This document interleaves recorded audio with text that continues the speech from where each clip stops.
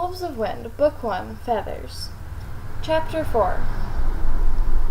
Rain watched in horror as Dawn crashed down onto the forest floor. There was a terrifying snapping sound as Dawn landed on the rocks and pine cones that littered the floor. The silver sheep-pup ran to her brother, blood and soil collecting on her paws as she skidded to a stop in front of him. Dawn's head was bleeding and his limbs were twisted, his fur matted and battered. "Dawn, no, wake up! Wake up, wake up, wake up," Rain wailed, burying her face in his bloody pelt. She shakily stood to her paws, looking around her for help. Anyone to help. The mud-covered wolf was gone, and all that was left on the forest floor was a strange clear object with an opening, Dawn's blood bleeding into it. Rain rushed to the clear thing, scooping moss into the hole. She would carry her brother's blood with her forever. She knew he was dead, although she tried to hope that he would be saved somehow. "Rain, Dawn," a voice called from nearby. Rain recognized it as Blue even before she and Scramble bounded through the bush. "We're here. We need help," Rain called, hugging her brother but not letting go of the strange clear object. Blue instantly ran right over to Dawn and ordered Scramble to help Rain. "You need to help him," Rain wailed as Blue prodded her brother's bloody fur. Scramble placed a comforting paw on Rain's head. "We'll do the best we can, but your brother may already be running with Earthpack."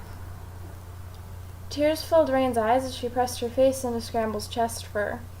Blue lifted Dawn's limp body into her mouth, and Scramble lifted Rain as the two wolves set off. Rain couldn't help but lose hope for Dawn. Her brother was dead.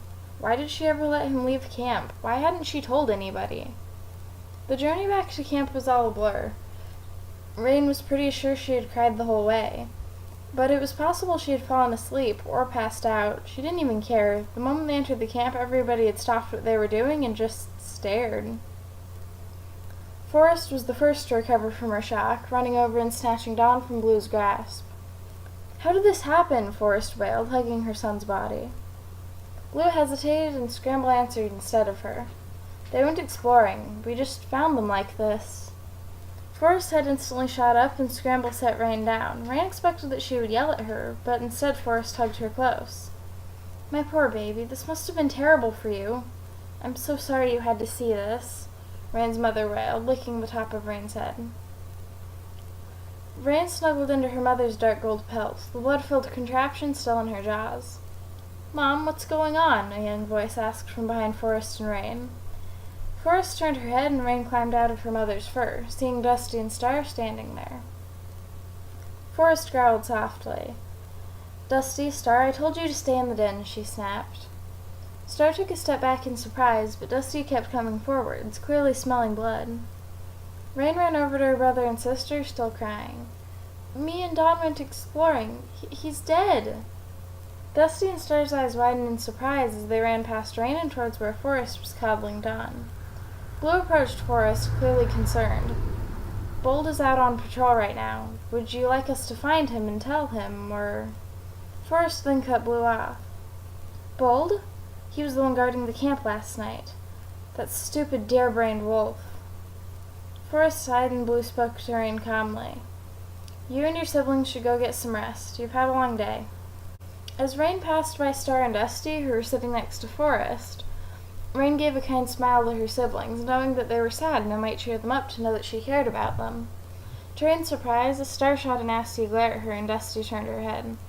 Did they blame her for Dawn? If Rain was being honest, she kind of blamed herself as well. Rain padded into the nursery, her head down.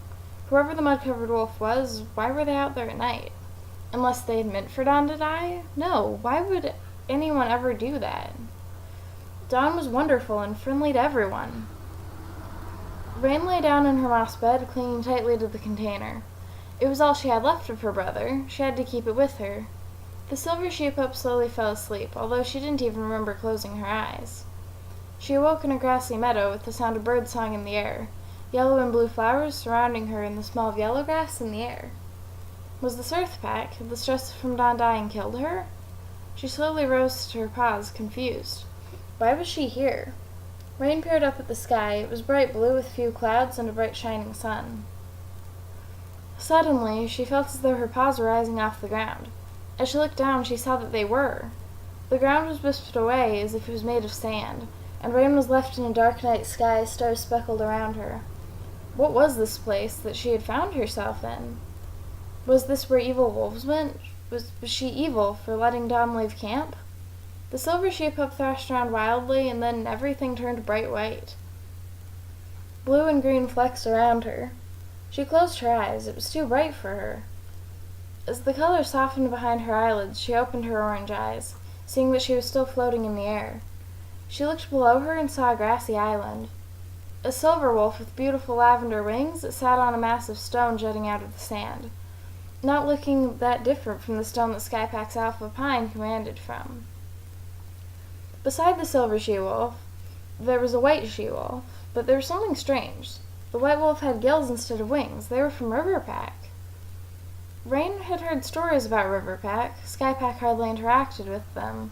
So why were two wolves from different packs together so close?